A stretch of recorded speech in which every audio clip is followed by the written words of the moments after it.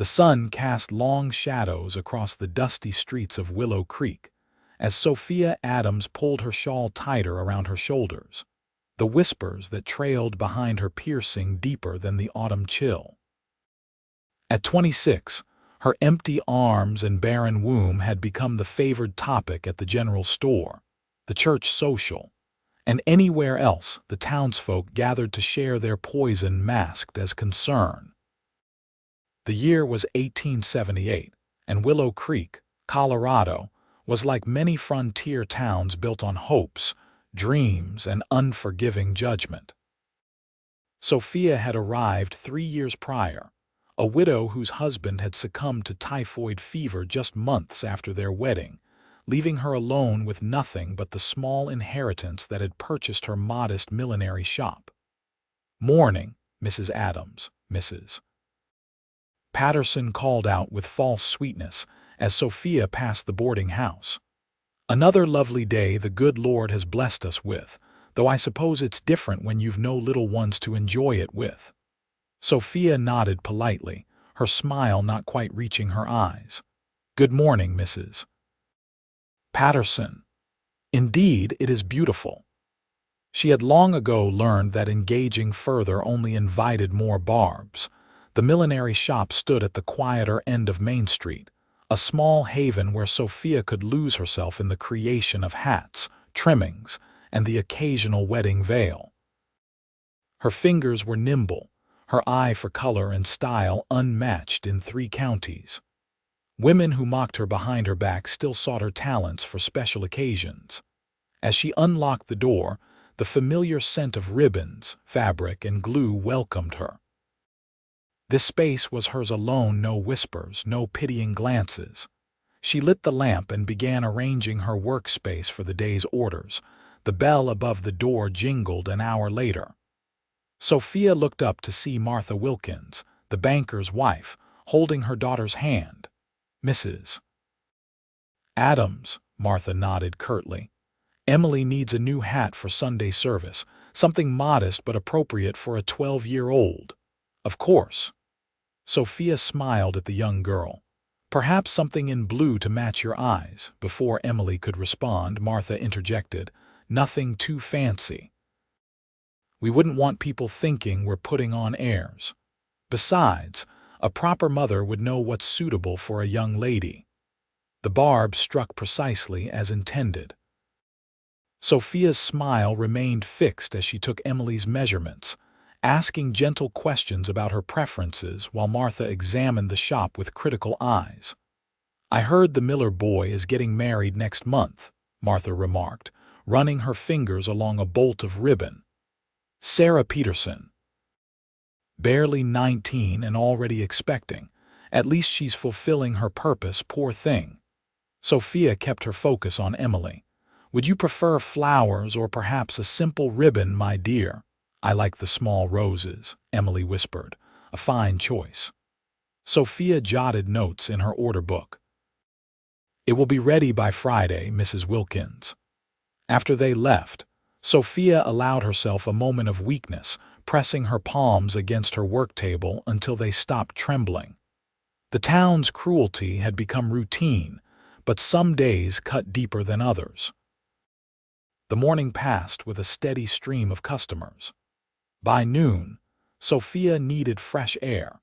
She placed a "back in 30 minutes" sign on her door and headed toward the general store to replenish her sewing supplies. The commotion near the livery stable drew her attention.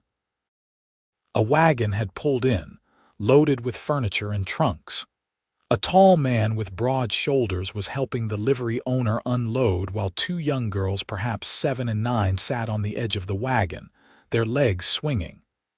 "Mind your dresses, girls," the man called out, his voice deep and gentle. "Remember what I said about first impressions." "Yes, Pa," they answered in unison, immediately smoothing their skirts. Sophia couldn't help but watch. The girls were beautiful, with dark braids and matching blue dresses that had seen better days but were meticulously clean. Their father was equally striking, tall and sun-bronzed, with a strong jaw shadowed with stubble, As if sensing her gaze, he looked up. Their eyes met briefly before Sophia turned away, continuing toward the general store with quickened steps. "That's Sophia Adams," she heard someone tell the newcomer. "Runs the hat shop. Widow. No children." Those last two words always the defining trait in everyone's description of her. In the store, Sophia gathered her supplies quickly, hoping to avoid further encounters, but as she approached the counter, a small voice spoke beside her. "Excuse me, madam, is that your shop with all the pretty hats?" Sophia looked down to find one of the girls from the wagon, her dark eyes curious and bright. "Yes, it is," Sophia answered with a genuine smile. "My name's Hannah. We just got here from Montana. Pa says we're staying 'cause Grandpa left him some land in the smithy." "Do you make hats for girls too?" Before Sophia could answer, the bell chimed, and the girl's father entered, holding the hand of the younger daughter. "Hannah," he called, "don't wander off without telling me." "Sorry, Pa, I was just talking to the hat lady." He approached, removing his hat in a gesture of respect. "My apologies if she's bothering you, madam." "Not at all," Sophia assured him. "We were just getting acquainted." "Garrett Daniels," he introduced himself with a slight bow of his head. "These are my daughters, Hannah and Emma." "Sophia Adams. Welcome to Willow Creek, Mr. Daniels." His smile was warm, genuine. "Thank you. It seems like a fine town to raise my girls." Mrs. Thompson, the storekeeper's wife, appeared from behind a shelf. "Oh, Mr. Daniels, I see you've met our Mrs. Adams.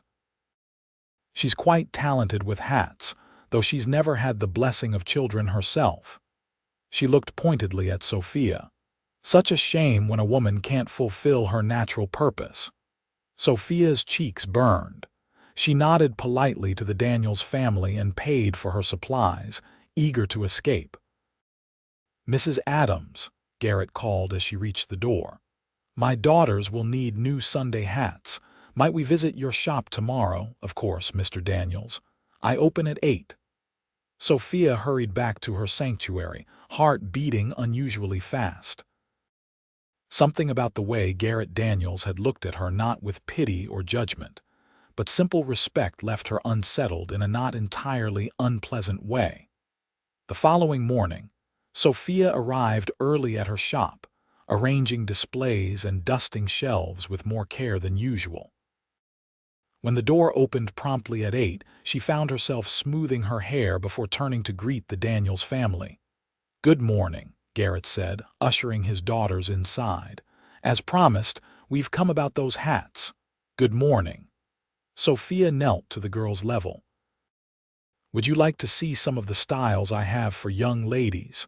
Hannah and Emma nodded enthusiastically.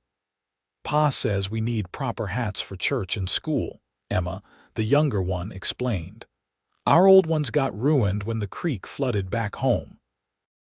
"I'm sorry to hear that," Sophia said, leading them to a display of children's hats. "Let's find you something special." As the girls examined the hats, trying several on and giggling at their reflections, Garrett stood back, watching with a father's indulgent smile. "You have a way with them," he observed quietly. "Most shopkeepers get impatient with children." "I enjoy their honesty," Sophia replied. "Children say what they mean." "Unlike most adults," he added with a knowing look. Sophia nodded, surprised by his perception. "Especially in small towns." She helped the girls select 2 hats, each practical ones for school and prettier ones for Sunday service. As she wrote up the order, Garrett cleared his throat. "Mrs. Adams, I wonder if I might ask your advice on another matter." He glanced at his daughters. "Girls, why don't you look at those ribbons while I speak with Mrs. Adams?" Once they were occupied, he continued in a lower voice. "Emma's birthday is next month. She'll be 8. I'm afraid I'm not much good at selecting gifts for little girls. Their mother." He paused. "She passed 3 years ago. Since then, I've done my best, but—" "I understand," Sophia said softly. Would Emma like a special hat for her birthday, perhaps something with her initials embroidered on the band? That's kind, but she needs more than hats. She needs. He hesitated. Women's things. Dresses, hair ribbons. I've managed with the essentials, but for a birthday. Sophia considered for a moment. I could help you select some items from the mercantile. Mrs. Thompson's comments aside, she does carry quality goods for children. Relief washed over his face. Would you? I'd be most grateful. Perhaps this Saturday if you can spare the time. I close at noon on Saturdays. I could meet you at the mercantile at 1 o'clock. Thank you, Mrs. Adams. That's very generous. Hannah called from across the shop. Pa, can we get these ribbons too? They match the hats. Garrett smiled apologetically at Sophia. It seems I'm already spending more than planned. The ribbons complement the hats beautifully, Sophia assured him. Your daughters have excellent taste. After they left, promising to return for the finished hats in 2 days, Sophia found herself smiling more freely than she had in months. The Daniels family had brought a warmth to her shop that lingered long after they'd gone. That afternoon, as she worked on Hannah's school hat, the bell rang again. Sophia looked up to find Judith Miller, one of the town's most prominent gossips, examining a display of hat pins. I heard the new blacksmith visited your shop this morning, Judith remarked without preamble. Quite handsome, isn't he? Though those poor motherless girls, such a tragedy. Sophia continued stitching. They seem well cared for. Mr. Daniels appears to be a devoted father. Oh, certainly, Judith agreed with false sincerity. But a man raising daughters alone, it's not natural. Children need a mother's touch. She picked up a hat pin, examining it closely. Of course, any woman considering such a man would need to be prepared for motherhood. Not everyone has the instinct, you know. The implication was clear. Sophia kept her expression neutral. Was there something specific you were looking for today? Mrs. Miller, Judith replaced the pin. Just browsing. Though I did wonder if you'd heard about the town council meeting next week. They're discussing improvements to the schoolhouse. As someone without children, you might not be interested, but thank you for the information, Sophia interrupted politely. I'm always interested in our town's progress. After Judith left without making a purchase, Sophia returned to her work with determined focus. The encounter had reminded her why she typically avoided social gatherings in Willow Creek. Every conversation eventually circled back to her childlessness, as if it were the sum total of her worth as a woman. Saturday arrived with clear skies and a crisp autumn breeze. Sophia closed her shop at noon as usual and took extra care with her appearance before heading to the mercantile to meet Garrett Daniels. She had barely stepped onto the boardwalk when she spotted him waiting outside the store, hat in hand. Mrs. Adams, he greeted her with a warm smile. Thank you again for your assistance. It's my pleasure, Mr. Daniels. Where are your daughters today? With Mrs. Carson from the boarding house. She offered to watch them for a few hours while I took care of some business. He held the door open for her. I didn't want them to suspect we're shopping for Emma's birthday. Inside the mercantile, Sophia guided him to the section with girls' clothing and accessories. She helped him select a practical but pretty dress, hair ribbons, a small porcelain doll, and a book of fairy tales. Emma loves stories, Garrett explained as he examined the book. I read to them every night, but our collection is limited. That's a wonderful tradition, Sophia said, genuinely impressed. Many fathers wouldn't take the time. It's the best part of my day, he admitted. Though I'm not very good at the different voices. Sophia laughed softly. I imagine your efforts are appreciated nonetheless. As they continued shopping, several townspeople entered the store, their curious glances and whispers following Sophia and Garrett as they moved about. Mrs. Thompson hovered nearby, clearly eager to overhear their conversation. Perhaps we could discuss the remaining items over lunch, Garrett suggested, noticing the attention they were attracting. I haven't had a chance to try the cafe yet. That would be fine, Sophia agreed, relieved at the suggestion. After Garrett paid for their purchases, they walked to the small cafe at the end of Main Street. The proprietor, Mrs. Donovan, raised her eyebrows at the sight of them together, but led them to a table by the window without comment. Once they were seated with coffee and sandwiches, Garrett spoke candidly. I couldn't help noticing the way people watch you watch us in this town. Have I unwittingly stepped into something I should know about? Sophia hesitated, stirring her coffee longer than necessary. It's not you, Mr. Daniels. Willow Creek is like many small towns. People form opinions and rarely change them. And what opinion have they formed of you? She met his gaze directly. I am a widow without children. In many minds, that makes me incomplete as a woman. Perhaps even deserving of pity or scorn, Garrett frowned. That's absurd. Is it? The first thing Mrs. Thompson told you about me was my childlessness. People can be cruel without reason, he said quietly. In our last town, some whispered that I was somehow responsible for my wife's death. That perhaps I hadn't sought medical help soon enough. Sophia's eyes widened. That's terrible. It was pneumonia, he continued, his voice low. It took her in 3 days. The doctor was with us from the first hour of her fever. His hands tightened around his coffee cup. People need someone to blame when tragedy strikes. It helps them believe they can prevent it from happening to them. His understanding struck Sophia deeply. For the first time in years, she felt truly seen by another adult.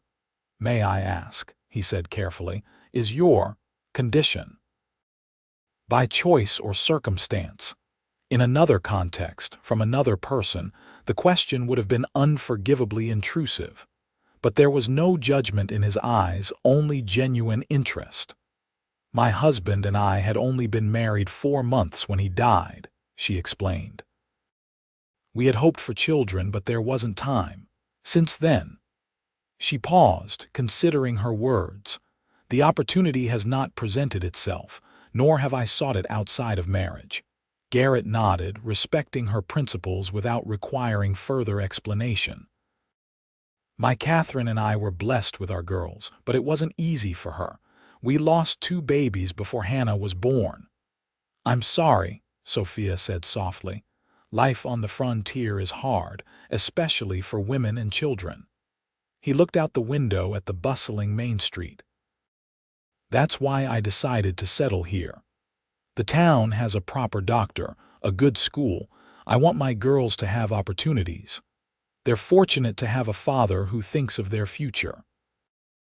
Their conversation flowed easily after that, moving to lighter topics: his plans for the blacksmith shop, her hat designs, the upcoming harvest festival. By the time they finished their meal, Sophia realized they had talked for nearly 2 hours.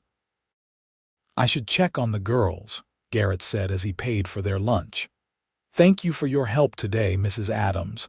I would have been lost without you. It was my pleasure, she replied truthfully. He walked her back to her shop, carrying the parcels they had purchased. Perhaps, he said as they reached her door, you would join us for Sunday dinner tomorrow. Hannah and Emma have talked of little else but you and their new hats. They would be delighted. Sophia hesitated, aware of the implications of accepting such an invitation. Sunday dinner was a family affair, and the town would certainly notice. I wouldn't want to impose, she began. It's no imposition, he assured her. In fact, it would be a kindness. My cooking skills are limited, and the girls are tired of stew and biscuits. His self-deprecating smile won her over. Then I accept, Mr. Daniels. Shall I bring dessert? That would be wonderful. We're in the small house behind the smithy. Shall we say 1 o'clock? As he tipped his hat and left, Sophia became aware of Mrs. Miller and 2 other women watching from across the street.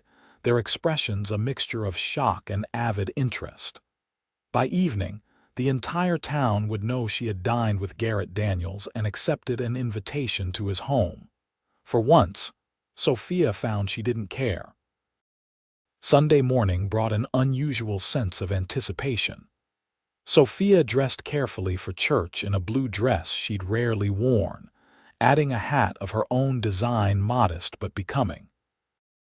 She arrived early, taking her usual seat near the back, but was surprised when Hannah spotted her and waved enthusiastically.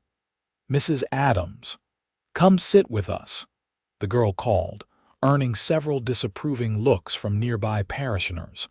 Garrett stood, gesturing to the space beside them on the pew. "We would be honored, Mrs. Adams." Aware of the stares following her, Sophia moved to join them, smiling as Emma scooted over to make room. "You look pretty," Emma whispered as Sophia settled beside her. "I like your hat." "Thank you, Emma. You both look lovely in your new hats." The service proceeded as usual, with Reverend Porter speaking about charity and kindness to one's neighbors. Sophia couldn't help noticing the irony as several women who had been the least charitable toward her turned to stare at her sitting with the Daniels family. After the service, they lingered outside the church. Hannah and Emma proudly showed off their Sunday hats to the other children while Garrett introduced himself to various townspeople. Sophia stood slightly apart, as was her custom, until Emma returned to take her hand. "Are you still coming for dinner, Mrs. Adams?" the child asked hopefully. "Yes, of course." "Good. Pa made us clean the whole house yesterday. He said we had to make a good impression." Sophia smiled at the child's honesty. "I'm sure your home is lovely, Emma." Garrett approached, having finished his conversations. "Ready to go, girls. Mrs. Adams will join us soon." As they parted ways, Sophia overheard Mrs. Thompson's carrying whisper, "Setting her cap for him already. Those poor motherless girls deserve better than a barren woman." Sophia's steps faltered, but she held her head high as she walked home to prepare the apple pie she had promised for dessert. At precisely 1 o'clock, Sophia knocked on the door of the Daniels' home, pie in hand.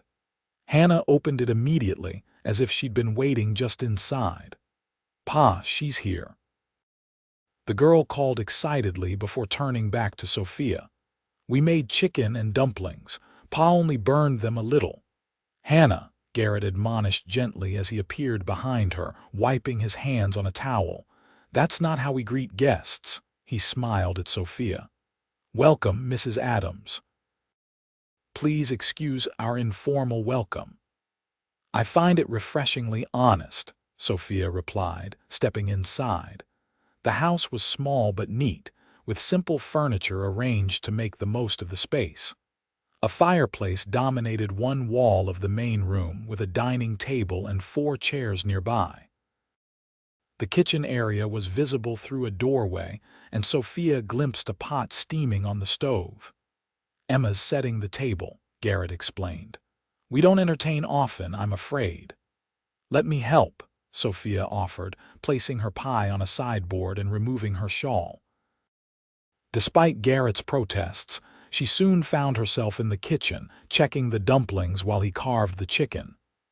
Emma and Hannah darted between them, eager to help but mostly getting underfoot in their excitement. "Girls," Garrett finally said, "why don't you show Mrs. Adams your room while I finish here?" The sisters eagerly led Sophia to the small bedroom they shared. 2 narrow beds with patchwork quilts stood against opposite walls, with a trunk at the foot of each. "Pa made the beds," Hannah told her proudly. "And Grandma Daniels made the quilts before she died. They're beautiful," Sophia admired, touching the fine stitching. "This is my doll," Emma said, retrieving a worn rag doll from her pillow. "Her name is Charlotte. Mama made her for me." "She's lovely," Sophia said gently, recognizing the treasure of this connection to their mother. "Pa says we shouldn't talk about Mama too much because it makes people uncomfortable," Hannah explained with the frankness of childhood. "But we don't want to forget her." Of course you don't, Sophia assured them. And you shouldn't have to pretend she didn't exist. She'll always be your mother. Did you have children with your husband? Emma asked innocently. Hannah gasped. Emma, Pa says we shouldn't ask personal questions. Sophia smiled at the older girl's attempt at propriety. It's all right, Hannah. No, Emma, my husband died before we could have children. That's sad, Emma said simply. Do you wish you had some? I do, Sophia admitted. Very much. Dinner's ready. Garrett called from the other room, saving Sophia from further questions. The meal was simple but delicious, with only slightly overcooked dumplings. The conversation flowed easily, largely driven by the girls' eager stories about their new school and friends. Sophia found herself laughing more than she had in years. When they finished, Garrett served Sophia's apple pie, which received enthusiastic praise from all three Daniels. This is the best pie I've ever had, Hannah declared, her face smudged with cinnamon. Better than Mrs. Carson's. Garrett teased. Much better, Emma confirmed. Mrs. Carson's pies are always sour. Emma, Garrett warned, remember what we said about speaking kindly of others. But it's true, the child protested, and Mrs. Adams said honesty is good. Sophia bit her lip to keep from laughing at Garrett's exasperated expression. After dinner, the girls persuaded Sophia to join them in a game of checkers while Garrett washed the dishes, refusing all offers of help. Pa says guests don't do chores, Hannah explained as she set up the board. By late afternoon, Sophia realized she had spent nearly the entire day with the family. The easy comfort she felt with them was both wonderful and terrifying. She knew she should guard her heart against becoming too attached, especially to the children. The town's judgment was one thing, personal heartbreak would be far worse. I should be going, she said as Emma yawned widely after their third game of checkers.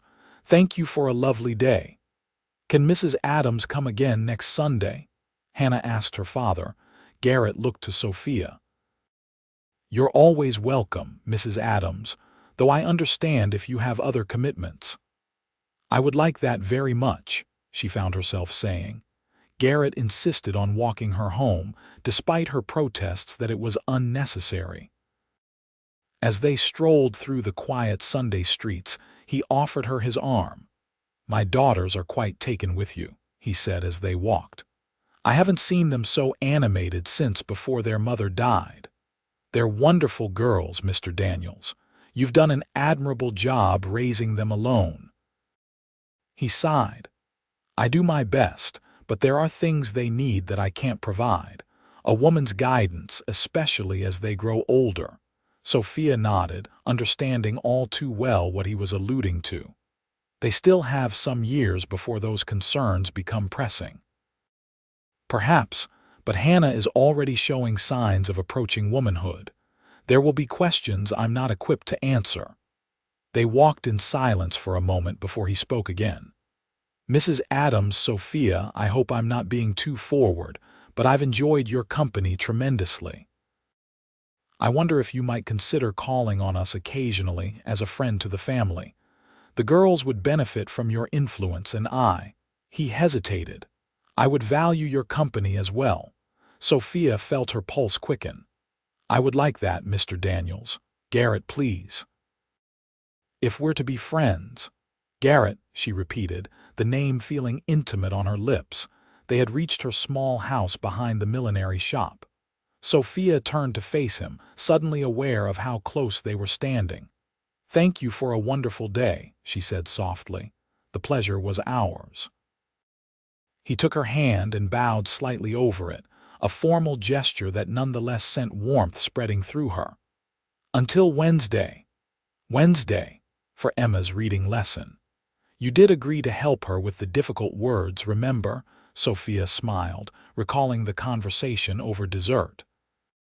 Yes, of course. Wednesday after school.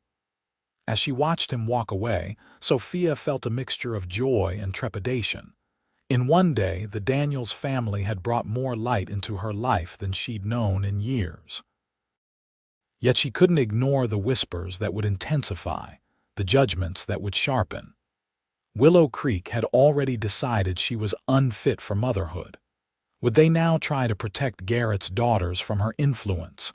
The following week brought a flurry of activity to Sophia's shop.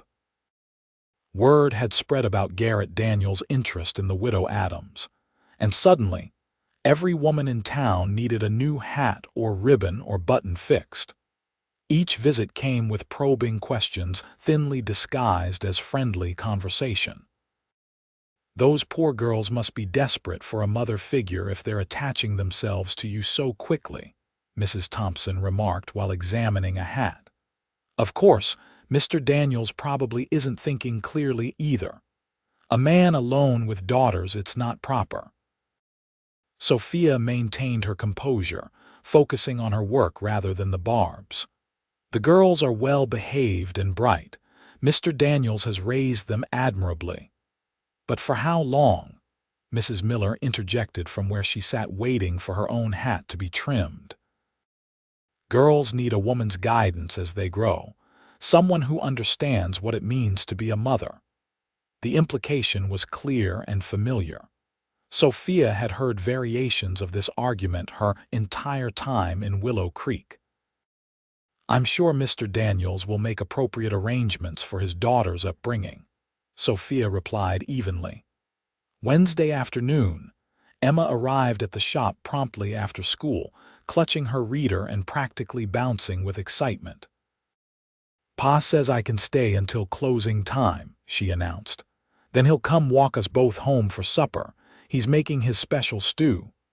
Sophia smiled, touched by the invitation and the child's enthusiasm. "That sounds wonderful, Emma.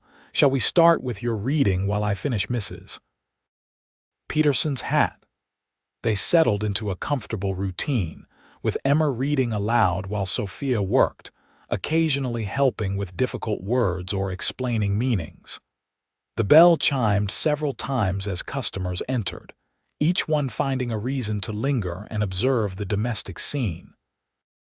"You're very good with her," Mrs. Donovan commented as she collected her mended bonnet. "Almost like you were meant to be a mother after all."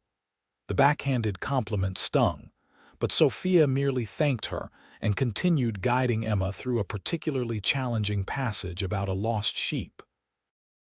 By closing time, Emma had progressed to a new chapter and was beaming with pride. "Wait until I tell Pa how many pages I read. He'll be very proud," Sophia assured her, putting away her sewing materials. "You're a quick learner." The shop door opened and Garrett entered with Hannah in tow. "Good evening, ladies. How was the reading lesson?" "Excellent," Sophia reported. "Emma has a natural talent for language." Emma rushed to show her father her progress while Hannah approached Sophia shyly, holding out a small bunch of wildflowers. "I picked these for you," the girl said. "They were growing by the creek." "They're beautiful, Hannah, thank you." Sophia accepted the flowers, genuinely touched by the gesture. "Let me put them in water before we go." As they walked to the Daniels' home, Hannah took Sophia's hand without hesitation, chattering about her day at school. Emma walked ahead with Garrett, still discussing her reading achievements. Sophia was acutely aware of the glances from townsfolk as they passed. Walking through town with Garrett and his daughters, looking for all the world like a family, was a public statement whether she intended it or not. Dinner was a lively affair, with both girls competing to share their day's adventures. Afterward, Garrett produced a checkerboard and they played games until the girls began yawning. "Off to bed now," Garrett instructed. "Say good night to Mrs. Adams."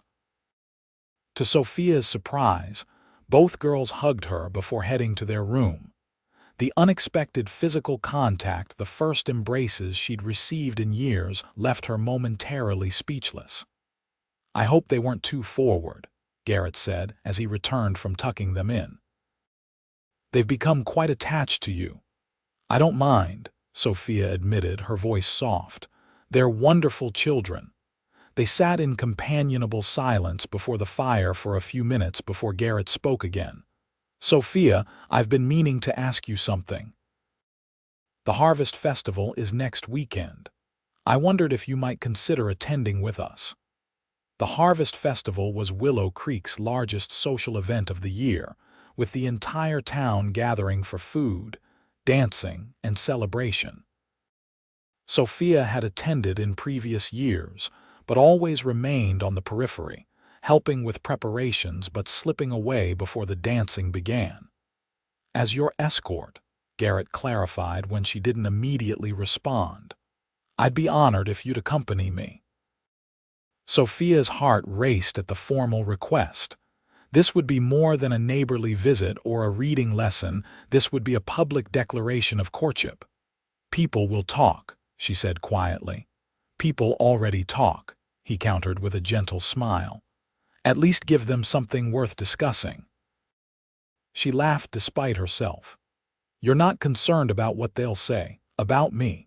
His expression grew serious. I've heard the whispers, Sophia, that you're somehow lacking because you haven't borne children. It's nonsense. I've seen how you are with my girls, patient, kind, understanding. Those qualities make a mother, not the mere ability to bring a child into the world. His words touched something deep inside her, a wound that had been festering for years. Thank you, she whispered, blinking back unexpected tears. Is that a yes to the festival? She nodded, unable to find her voice for a moment. Yes, I would be delighted to accompany you and the girls. Garrett walked her home afterward, the autumn night cool and clear around them. At her door, he hesitated, then gently took her hand. I hope you know, he said quietly, that my interest in you goes beyond finding a companion for my daughters. I've come to admire you greatly, Sophia Adams. Before she could respond, he raised her hand to his lips in a chaste but meaningful gesture, then bid her good night. Inside her home, Sophia pressed her fingers to her mouth, feeling a bloom of hope she'd thought long extinguished. The week leading up to the Harvest Festival was the busiest of the year for Sophia's shop. Women wanted new hat trimmings and ribbons for their festival dresses, and Sophia worked long hours to complete all the orders. She also took time to refresh her best dress, a deep green wool that brought out the gold flecks in her hazel eyes, adding new lace at the collar and cuffs.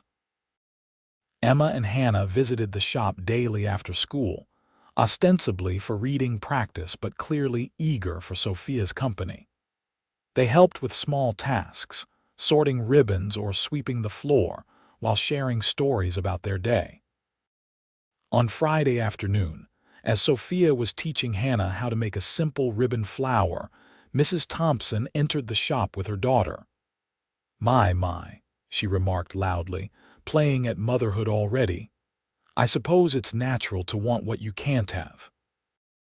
Hannah looked up, confused by the woman's tone. Mrs. Adams is showing me how to make decorations for the festival. See, she held up her somewhat lopsided creation. Very nice, dear, Mrs. Thompson said with a tight smile before turning back to Sophia. I need a new hat pin. Something simple but elegant for tomorrow. As Sophia showed her the selection, Mrs. Thompson continued in a lower voice. The whole town is talking about you and the blacksmith. Rather forward of you to insert yourself into that family, don't you think? Those girls need a proper mother figure. And what would make a proper mother figure, Mrs. Thompson? Sophia asked calmly, though her hands trembled slightly as she arranged the hat pins. Well, experience, of course.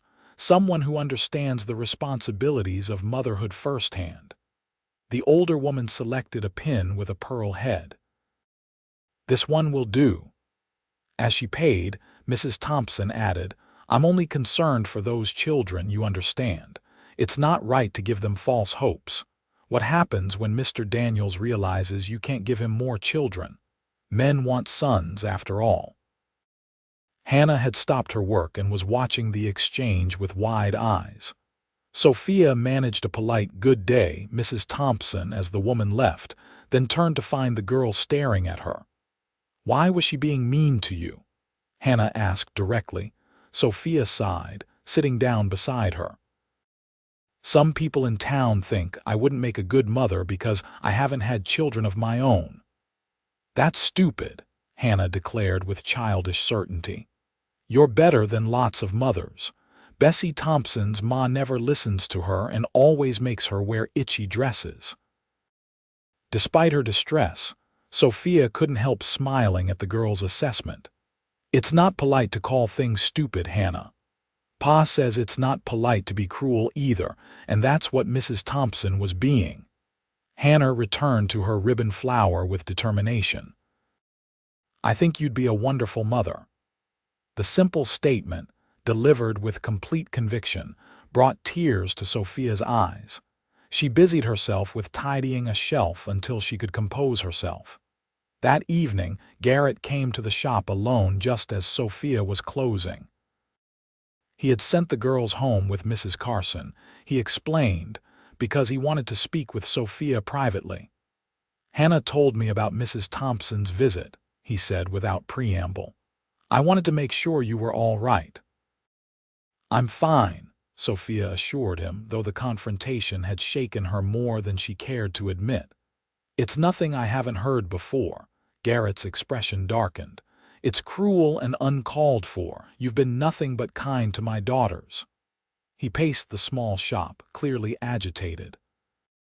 "Perhaps we shouldn't attend the festival. I don't want to subject you to more of this." "No," Sophia said firmly. "I won't let Mrs. Thompson or anyone else dictate how I live my life. We should go, all of us."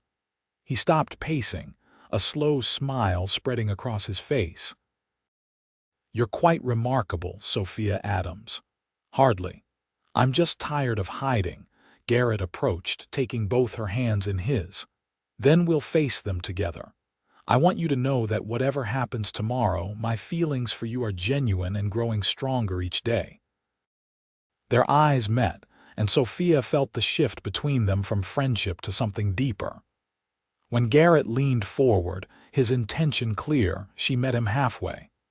The kiss was gentle, tentative at first, then warming as she responded. His hand came up to cradle her cheek, and Sophia allowed herself to lean into his strength, her heart racing. When they parted, Garrett rested his forehead against hers. "I've wanted to do that since the day we met," he confessed. "I'm glad you finally did," she whispered. He walked her home again, their hands linked, a comfortable silence between them. At her door, he kissed her once more briefly but with promise before bidding her good night. Sophia barely slept, her mind filled with conflicting emotions. Joy at Garrett's affection, anxiety about the festival, and lingering hurt from Mrs. Thompson's words. By morning, she was exhausted but determined. She dressed carefully in her green dress, arranged her hair in a more elaborate style than usual, and added a hat of her own design, elegant but not ostentatious. Garrett arrived promptly at noon, his daughters scrubbed and gleaming in their best dresses, with new ribbons in their hair. He himself was transformed in a clean black suit and freshly trimmed beard, looking every inch the respectable businessman rather than the working blacksmith. "You look beautiful," he said when Sophia opened the door, his admiration evident in his gaze. "As do you all," she replied, smiling at the girls who twirled to show off their dresses. "Shall we?" The harvest festival was held in the town square with tables of food, games for the children, and a space cleared for dancing. As they approached, Sophia felt the weight of stares, heard the murmur of conversation falter then resume with increased intensity. Garrett placed his hand at the small of her back, a silent gesture of support as they entered the crowd. Reverend Porter greeted them first, his wife beside him. "Mr. Daniels, Mrs. Adams, welcome. What a lovely family you make." Before either could respond to the presumption, Emma piped up. Mrs. Adams isn't our mother yet, but we hope she will be soon. A shocked silence fell over those nearby. Sophia felt her cheeks burn as Garrett gently shushed his daughter. "Emma, remember what we discussed about private family matters," he said quietly, but the damage was done. The whispers intensified, spreading outward like ripples in a pond. "I'm sorry," Sophia murmured to Garrett. "I never suggested—" "I know," he assured her, his hand still steady at her back. "Children draw their own conclusions. Don't worry." They moved through the festival, stopping at various booths and activities. The girls ran ahead to join the children's games, leaving Sophia and Garrett to face the town's scrutiny together. Some, like Mrs. Donovan and the blacksmith's former apprentice, Mr. Collins, were welcoming and kind. Others, particularly a group of women that included Mrs. Thompson and Mrs. Miller, watched with obvious disapproval, their heads together in hushed conversation. "Ignore them," Garrett advised as they collected plates of food from the communal tables. "Their opinions matter far less than they believe." They found a spot at the edge of the gathering to eat, joined shortly by the girls who were flushed with excitement from the games. Hannah had won a ribbon in the sack race, which she proudly showed to Sophia. "I want to pin it on my Sunday hat," she declared. "Will you help me?" "Of course, dear," Sophia replied, the endearment slipping out naturally.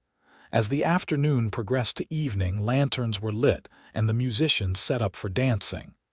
Garrett turned to Sophia with a formal bow. "Mrs. Adams, would you honor me with a dance?" She hesitated only briefly before placing her hand in his. "I would be delighted, Mr. Daniels." The musicians struck up a lively reel, and Garrett led her into the cleared area where several couples were already dancing. He was surprisingly graceful for a man of his size, guiding her confidently through the steps. Sophia, who had not danced in years, found herself laughing as they turned and spun. "You're quite good at this," she said as they came together in the pattern. "Catherine insisted I learn properly before we married," he explained. "She said she wouldn't have a husband who stepped on her toes." The mention of his late wife, spoken with fond remembrance rather than pain, touched Sophia deeply. Here was a man who had loved fully and lost greatly, yet remained capable of joy and new beginnings. As the dance ended, they noticed a commotion near the children's area. Emma's voice rose above the general din, high and distressed. Garrett and Sophia hurried over to find the younger girl in tears, facing Bessie Thompson. "You take it back," Emma was demanding, her small hands clenched into fists. "It's true," Bessie insisted, backed by several other children. "My ma says your pa is being fooled by a woman who can't even have babies of her own. She says Mrs. Adams is desperate and using you girls to trap your pa." "Emma, what's happening?" Garrett asked, arriving at his daughter's side. Before Emma could explain, Hannah stepped forward from the group of watching children. "Bessie said Mrs. Adams is barren and wouldn't be a real mother to us because she doesn't know how. She said we were stupid to want her for a mother." A hush fell over the adults nearby. Sophia felt as if the ground had opened beneath her feet.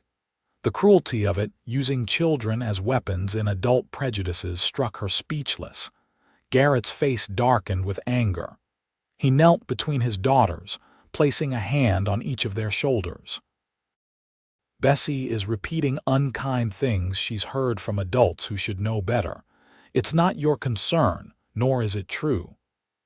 "But why would they say such things if they weren't true?" Hannah asked, her young face troubled. It was Sophia who found her voice then, kneeling beside Garrett to address the girls directly. "Sometimes people say hurtful things because they're afraid or don't understand. Being a mother isn't just about having babies, it's about loving children, caring for them, teaching them to be good people." She was aware of the circle of onlookers growing around them, but focused solely on the tearful faces of the two girls who had come to mean so much to her. "I may not have given birth to children of my own," she continued, "but that doesn't mean I don't know how to love. You two have taught me that."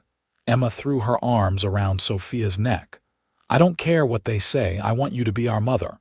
Hannah joined the embrace, more reserved but equally determined. "Me too." Garrett stood facing the gathered townspeople. His gaze found Mrs. Thompson, who had pushed to the front of the crowd.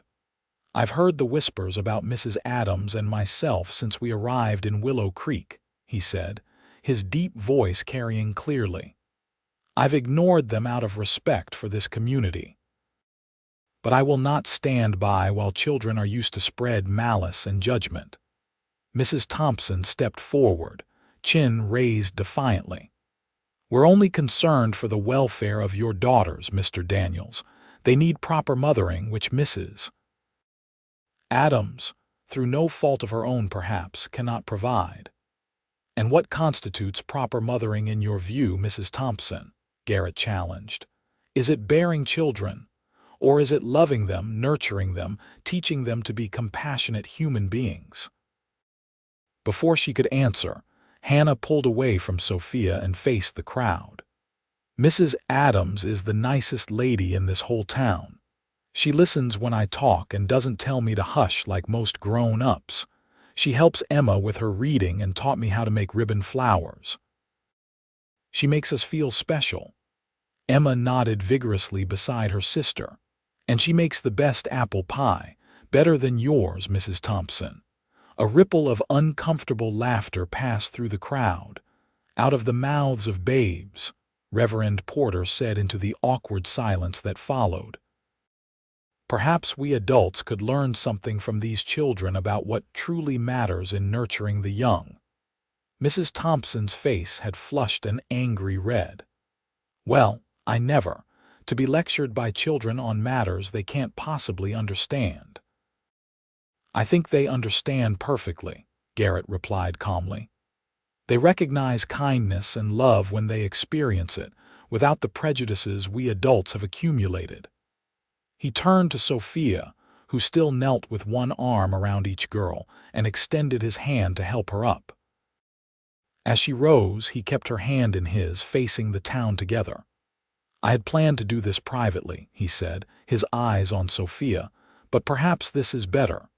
Sophia Adams, in the short time we've known each other, you have brought joy back into our lives. My daughters adore you and I."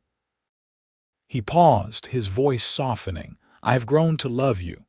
Would you consider becoming my wife and a mother to Hannah and Emma?" Sophia's breath caught in her throat. The proposal, unexpected and public, left her momentarily speechless. She was acutely aware of the watching crowd, the judgmental stares, the few encouraging smiles. But as she looked into Garrett's eyes, then down at the hopeful faces of his daughters, the rest of the world faded away. "Yes," she said clearly, her heart overflowing. "Yes, I would be honored to become your wife and their mother." Emma let out a whoop of joy, while Hannah beamed triumphantly. Garrett's face lit with a smile that erased years of sorrow, as he pulled Sophia into an embrace that was perhaps more demonstrative than propriety allowed. But no one present could doubt the genuine emotion behind it. A smattering of applause broke out, led by Reverend Porter and echoed by those who had always shown kindness to Sophia. Even some who had been among her critics joined in, moved despite themselves by the scene before them. Mrs. Thompson stood rigid, her mouth a thin line of disapproval, but her daughter Bessie hesitantly approached Hannah. "I'm sorry for what I said," the girl offered quietly. "My ma doesn't speak for me." Hannah, in a gesture of maturity beyond her years, accepted the apology with a nod. "It's all right. Maybe you can come play at our house sometime. Mrs. Adams, I mean, our new ma is teaching me to make hats." The musicians, sensing the mood, struck up a romantic waltz. Garrett led Sophia back to the dancing area where they moved together in perfect harmony, oblivious to the continuing stares and whispers. "Are you sure about this?" Sophia asked quietly as they danced. "It's all happening so fast." "I've never been more certain of anything," Garrett assured her. "My only regret is that we've given the town gossip such ample material." She laughed softly. "Let them talk. We know the truth." "And what is the truth, Sophia Adams? That family isn't defined by blood alone. That motherhood is a matter of the heart, not merely the body." She met his gaze steadily. "That I love you and your daughters more than I thought possible after so much loneliness." Garrett's arms tightened around her. "We love you too, all three of us." As the waltz ended, the girls ran to join them, creating an impromptu family circle in the middle of the dance floor. Sophia knelt to embrace them properly, her heart so full it threatened to burst. "Does this mean we can call you Ma now?" Emma asked eagerly. Sophia looked up at Garrett, who nodded his encouragement. "If you'd like to," she told the child gently, "but only if you're comfortable with it. I would never try to replace your mother." "Mama would like you," Hannah said with the simple certainty of childhood. "She always told us to be kind to everyone, just like you do." Sophia blinked back tears at the unexpected validation. "Thank you, Hannah. That means more than you know." The remainder of the festival passed in a blur of congratulations from well-wishers and conspicuous distance from those who still disapproved. But for once, Sophia found the latter didn't pain her as it once had. The love of her new family was a shield against old hurts. Reverend Porter approached as they were preparing to leave, Emma half asleep in her father's arms, Hannah holding tightly to Sophia's hand. "I'd be honored to perform the ceremony whenever you're ready," he offered warmly. "It does my heart good to see such happiness." "Thank you, Reverend," Garrett replied. "We'll speak with you after Sunday service about the details." As they walked home through the autumn night, Hannah suddenly asked, "Will you have babies with Pa? I always wanted a little brother." Garrett choked slightly in surprise, but Sophia answered calmly, "Perhaps, Hannah. That would be a blessing if it happens. But you and Emma will always be my first daughters and just as loved." The girls seemed satisfied with this answer, skipping ahead to open their gate while Garrett carried the now sleeping Emma. "I apologize for Hannah's directness," he murmured to Sophia. "Children don't understand the complexities of such matters." "There's no need to apologize," she assured him. "It's a natural question. And I meant what I said. If we're blessed with more children, wonderful. If not, I already have more family than I ever dared hope for." He kissed her gently before they entered the house, a promise of the future they would build together. The following weeks passed in a whirlwind of preparations. Sophia and Garrett agreed on a simple wedding before the first snowfall, giving them just a month to prepare.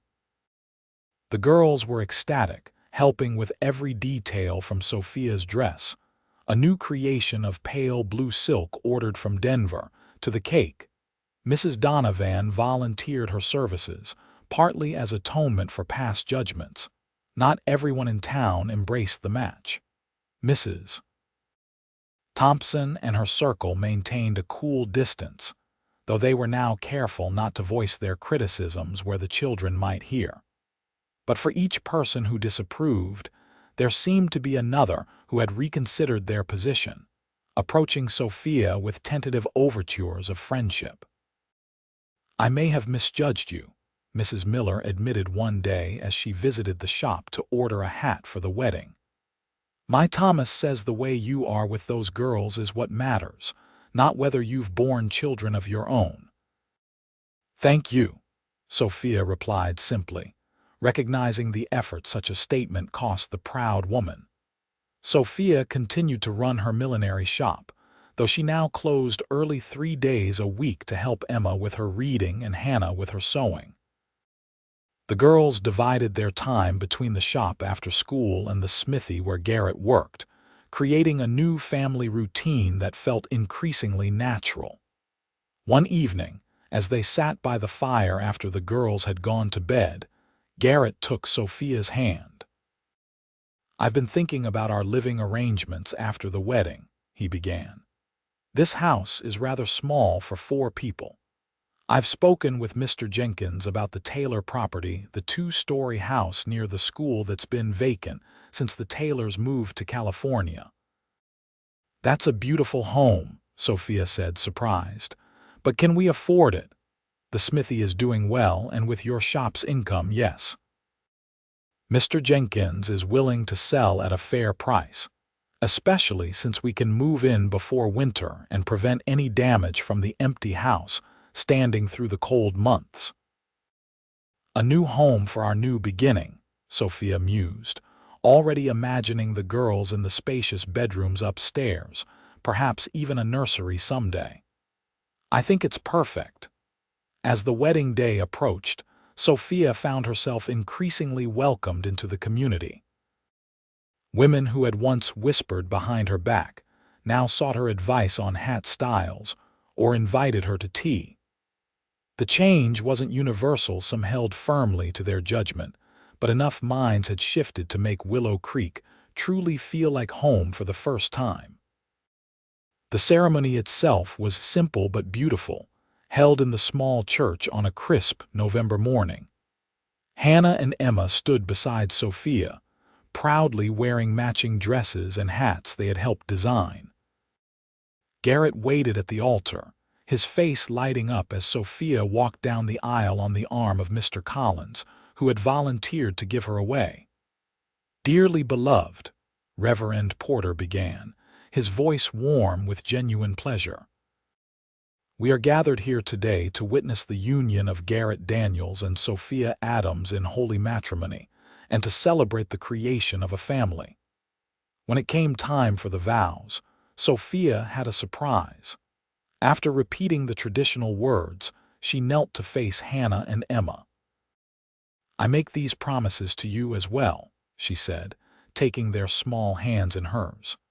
"To love and cherish you all the days of my life, to guide and support you as you grow, to honor the memory of the mother who gave you life while being the best mother I can be from this day forward." There wasn't a dry eye in the church as the girls solemnly promised in return to love and respect their new mother. Even Mrs. Thompson was seen dabbing at her eyes with a handkerchief. The celebration afterward at the new Daniels home was joyous and well attended. Sophia and Garrett moved among their guests, accepting congratulations and well wishes, while the girls proudly showed visitors through the house they had helped prepare. As evening fell and the last guests departed, the family gathered in the parlor of their new home. Emma curled against Sophia's side on the settee while Hannah sat on the floor, leaning against her father's knee as he read aloud from a book of fairy tales, their nightly ritual now expanded to include Sophia.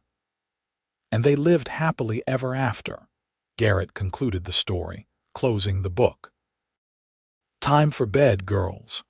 "But we're not tired," Emma protested even as she yawned widely. "It's been a big day," Sophia reminded her gently, "and tomorrow we'll start arranging your new bedroom exactly as you want it." This prospect was enticing enough to overcome their reluctance. After hugs and kisses, the girls raced upstairs to the room they would share until the second bedroom was fully furnished. Alone at last, Garrett pulled Sophia into his arms. "Mrs. Daniels," he murmured against her hair. "How does it feel?" "Like a dream," she admitted, melting into his embrace. "The best kind of dream, one that's real when you wake up." He tipped her chin up to kiss her properly, with all the passion they had restrained in public. When they finally parted, both breathless, he rested his forehead against hers. "I love you, Sophia Daniels. And I love you, Garrett Daniels. You and our daughters, our daughters." The words felt right, natural, as if she had always been their mother. spring came early to Willow Creek in 1879. The harsh winter gave way to sudden warmth, and the town emerged from hibernation with renewed energy. The Daniels family had settled into a comfortable routine in their new home. Sophia maintained her millinery shop, though with reduced hours to accommodate her family responsibilities. Garrett's blacksmith business thrived, with Mr. Collins now a full partner. Hannah and Emma blossomed under Sophia's care, their grades improving and their confidence growing. On a particularly fine April morning, Sophia sat at the breakfast table watching her family with quiet contentment. Hannah was explaining her school project on state capitals with great enthusiasm, while Emma practiced her spelling words between bites of porridge. Garrett caught Sophia's eye over his coffee cup, his expression soft with shared happiness. The moment was interrupted by a knock at the front door. Garrett rose to answer it, returning moments later with a troubled expression and Mrs. Thompson in tow. "Mrs. Daniels," the older woman said stiffly, "I've come to request your assistance. My sister has arrived unexpectedly from St. Louis with her 3 children. Her husband died of pneumonia last month, and she has nowhere else to go." Sophia nodded, confused by the visit but willing to help. "Of course. What can I do? The children have nothing suitable for spring weather here. I thought perhaps you might advise on appropriate clothing and help them adjust." Mrs. Thompson hesitated, then added in a rush, "You've done so well with Hannah and Emma. My sister is quite overwhelmed with grief, and the children need someone who understands loss but can still offer comfort." The request and the implicit acknowledgement of Sophia's maternal abilities stunned everyone at the table into momentary silence. "I would be happy to help," Sophia finally replied, rising from her seat. "Girls, finish your breakfast and make sure you have everything for school. I'll be back before you need to leave." As she collected her shawl, she heard Emma ask in a carrying whisper, "Does this mean Mrs. Thompson doesn't think Ma is a bad mother anymore?" "Emma," Garrett admonished gently, "remember what we've discussed about private thoughts." Sophia suppressed a smile as she followed Mrs. Thompson out the door. The older woman walked in silence for a moment before stopping abruptly. "I owe you an apology, Mrs. Daniels," she said, facing Sophia directly. "I judged you harshly and unfairly. I believed a woman who hadn't borne children couldn't understand motherhood." She glanced back toward the Daniels home. "Your daughters have proven me wrong at every turn. They're flourishing under your care. Anyone with eyes can see it." Sophia felt a lump form in her throat. "Thank you, Mrs. Thompson. That means a great deal coming from you. My sister's children, they're broken by their father's death. Margaret is doing her best, but grief has its hold on her. When I thought about who in town might help them best." She shook her head slightly. "Well, your name was the first that came to mind, despite our past differences." "The past is behind us," Sophia assured her, offering her hand. "I would be honored to help your sister and her children." Mrs. Thompson took the offered hand, her grip firm and sincere. As they continued toward the Thompson home, Sophia reflected on how completely her life had transformed.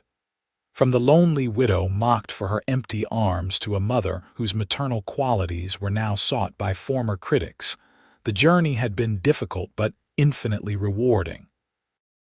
Later that evening, as she helped Emma with her reading while Hannah and Garrett worked on a woodcarving project nearby, Sophia felt a familiar wave of nausea rise within her.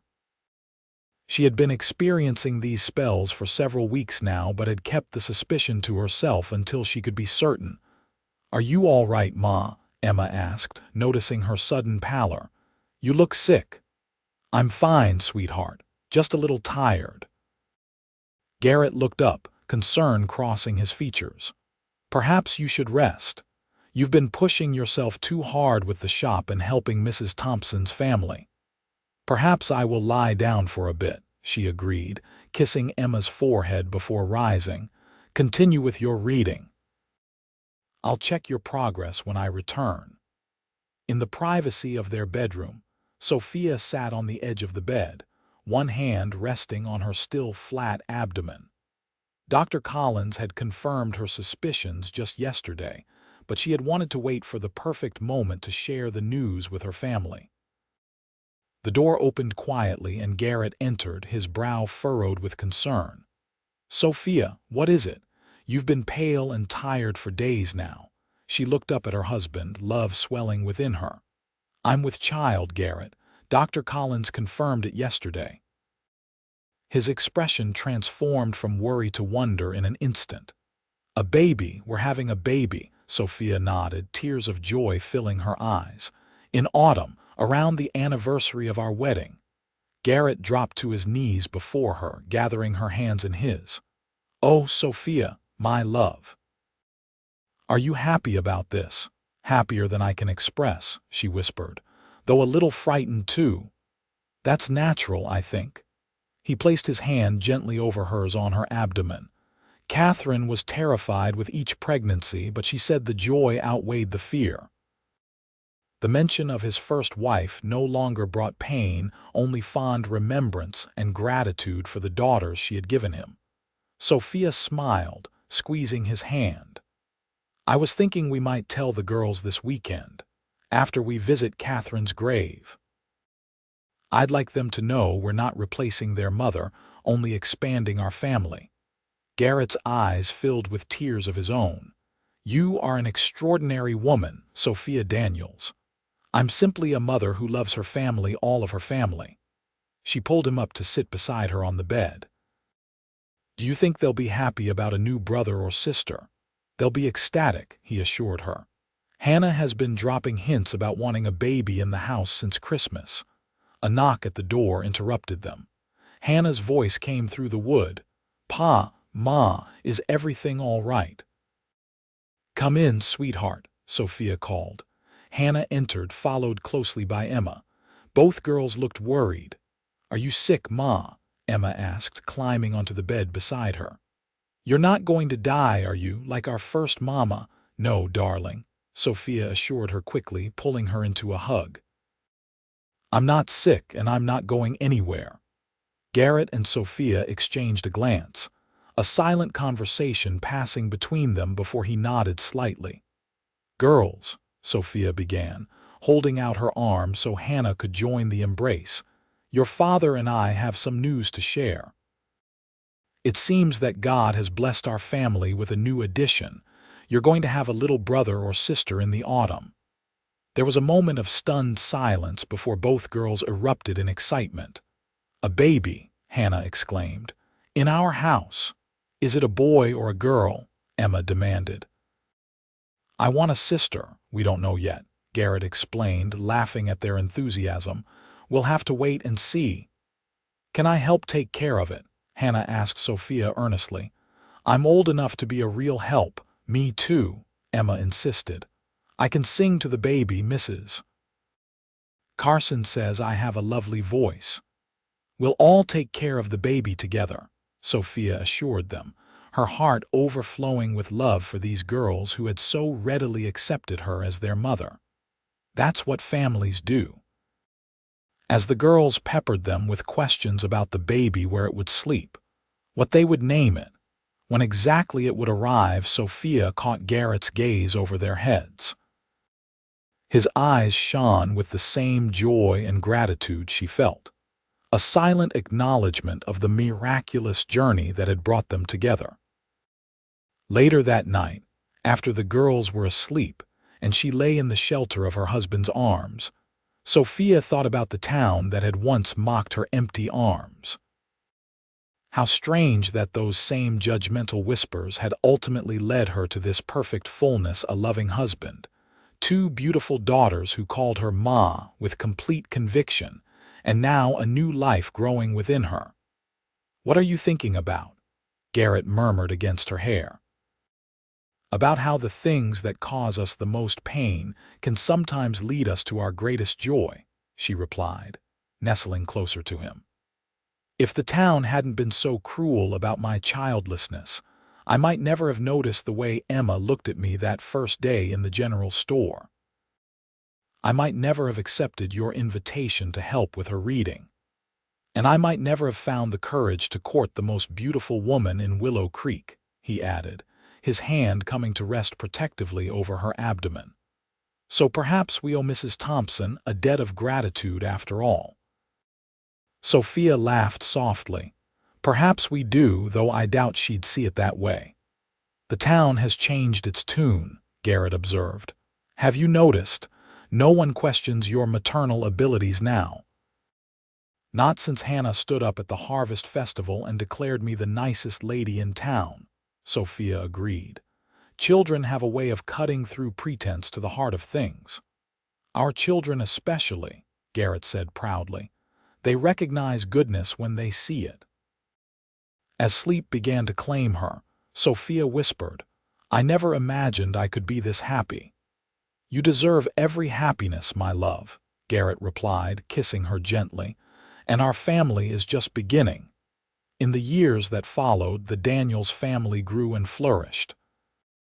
The baby, a boy they named Thomas, after Garrett's father was joined 2 years later by a sister, Catherine Sophia. The older girls doted on their younger siblings, and Sophia found that her heart expanded effortlessly to embrace each child, both those born of her body and those born of her heart. The town of Willow Creek eventually forgot there had ever been a time when they doubted Sophia's capacity for motherhood. New residents knew her only as Mrs. Daniels, the milliner with the lovely children and the handsome blacksmith husband, a woman blessed beyond measure. Sometimes, on quiet evenings when all 4 children were finally asleep, and she sat with Garrett on the porch of their home, Sophia would remember the lonely widow she had once been. The memory no longer brought pain, only gratitude for the journey that had led her here to fullness, to family, to love. And in time, young women in the town who found themselves unable to bear children would seek out Mrs. Daniels for counsel and comfort. She would welcome them with understanding, share her own story, and remind them that motherhood comes in many forms, all of them valid, all of them sacred. Being a mother, she would tell them, echoing the words she had spoken to Hannah and Emma so many years before, isn't about having babies.